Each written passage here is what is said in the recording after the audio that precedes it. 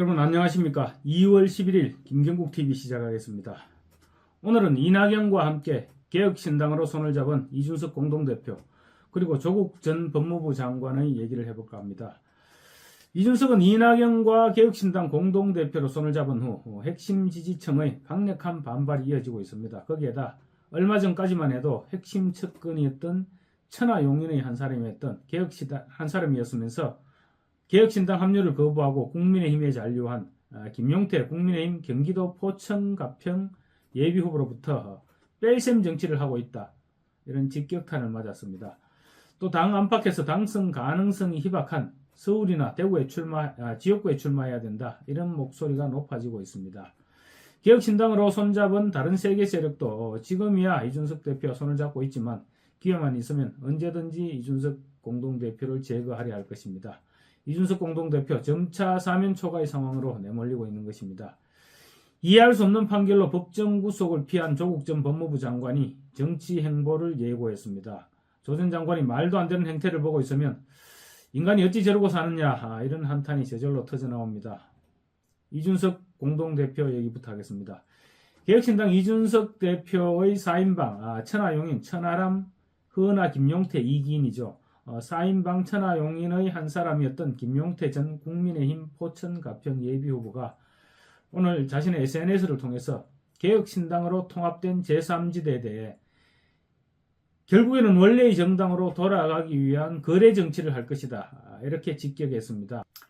제3지대를 외치는 중도정당의 전략은 주로 캐스팅 보트를 내세워 왔지만 지금까지의 경우로 보면 결국 중도정당이라는 일관성을 끝까지 유지하지 못하고 결국은 정체성 혼란에 빠져서 거대 정당과 거래 정치를 일삼아 왔는데 개혁신당이라고 다를 바 없을 것이다. 이렇게 지적하고 나선 것입니다. 김용태 예비후보는 총선 직전의 제3지대 전략은 어느 진영의 표를 빼내서 지게 만들 수 있느냐 이런 뺄셈의 캐스팅 보트다. 이렇게 꼬집었습니다. 다른 사람도 아니고 이준석계의 핵심이었던 천하용인의 한 사람이었던 김용태의 지적이어서 이준석에게는 더 뼈아프게 다가갈 수 있을 것으로 보입니다. 김용태 예비후보는 문제는 이런 식의 제3지대 거래 정치가 실질적인 정치개혁과는 관련이 없었다는 것이다. 개혁신당은 결국 무엇을 가지고 본래 정당으로 돌아갈 것인가를 놓고 거래 정치를 하게 될 것이다. 이렇게 내다봤습니다.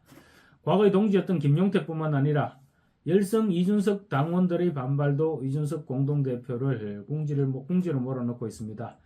지난 9일 개혁신당 새로운 미래, 새로운 선택, 원칙과 상식 등 제3지대 4개 세력은 개혁신당을 당명으로 하는 통합신당 구성에 합의했죠.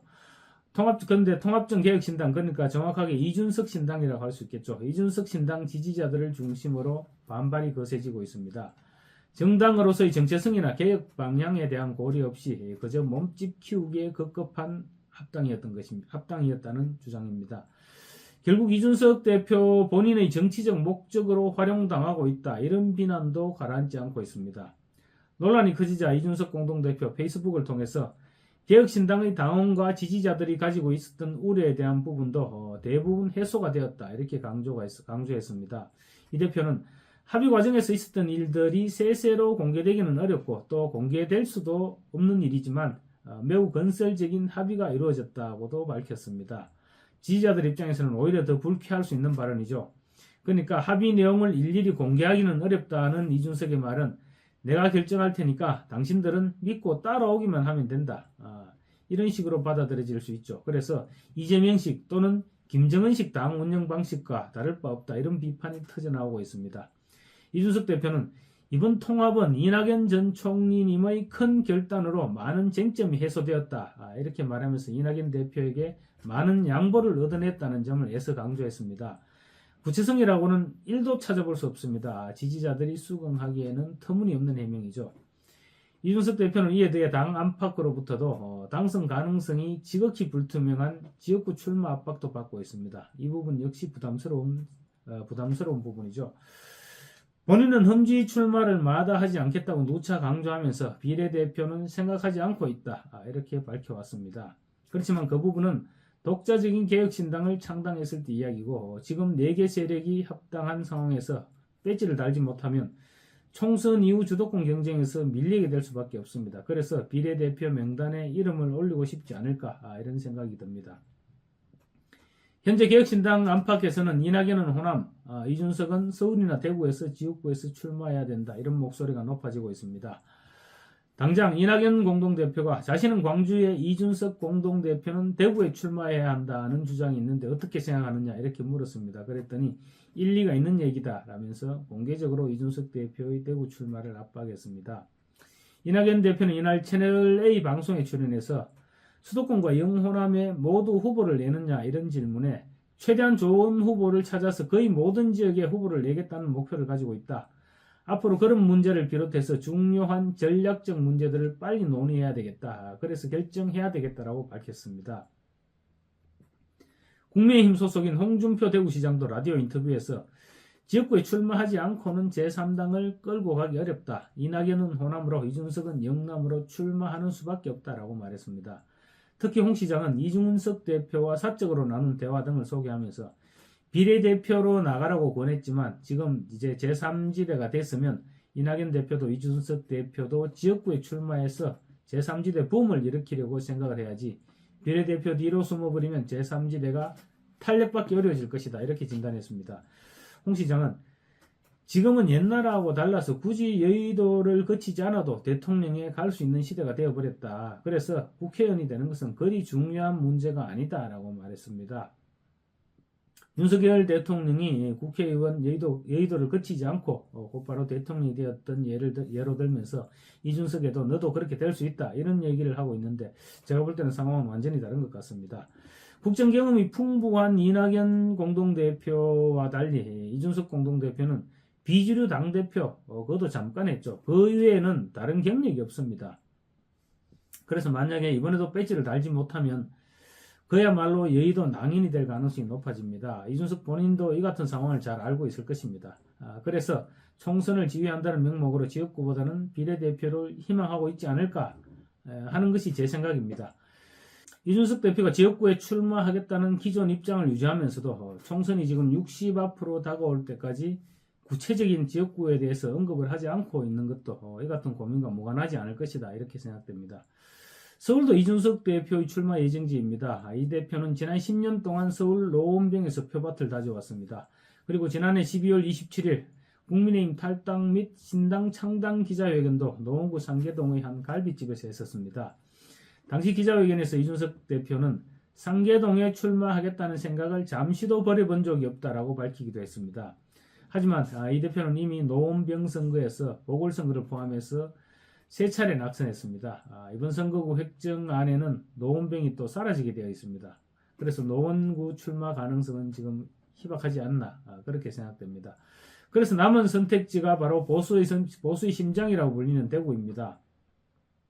이준석 대표 국민의힘 탈당을 결심할 그 점에는 대구에서 인기가 꽤 좋았습니다. 그렇지만 이번 이낙연 대표를 비롯한 민주당 세력과의 합당으로 이준석은 지금 좌파에 투항했다 이런 이미지가 각인되고 있습니다. 그래서 대구 출마도 아마 쉽지 않을 것입니다.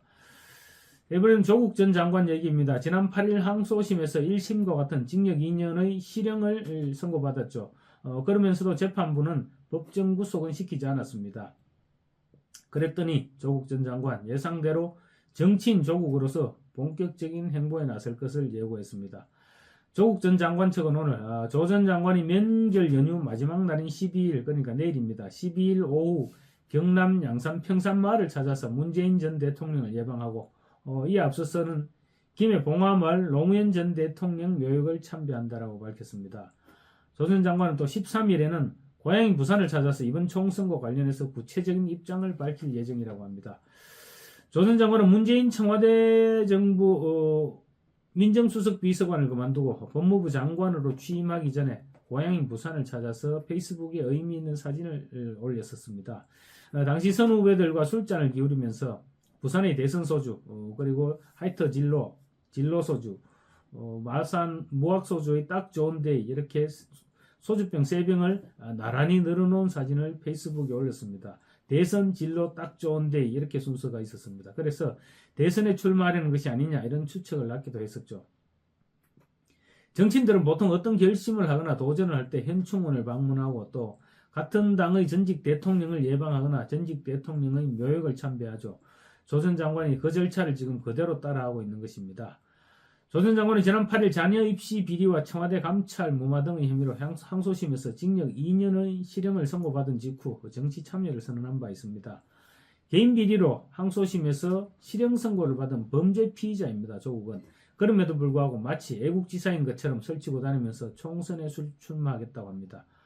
조국은 또 이런 얘기도 했습니다. 대법원 판결 전까지 정치 참여든 뭐든 할 수 있는 모든 것을 하겠다. 시민의 한 사람으로서 윤석열 정권의 횡포를 더 이상 용서할 수도 용납할 수도 없다. 이렇게 얘기했습니다. 참으로 맨정신으로는 들어줄 수 없는 헛소리를 하고 있는 것입니다. 구속 수감 중인 송영길도 비례대표 정당을 창당하겠다고 합니다. 우리나라가 왜 이렇게 됐습니까? 좌파들이 집권 5년 만에 나라를 이 모양으로 만들어버렸습니다. 4월 총선에서 보수 우파 진영이 반드시 승리해야 하는 또 다른 이유입니다.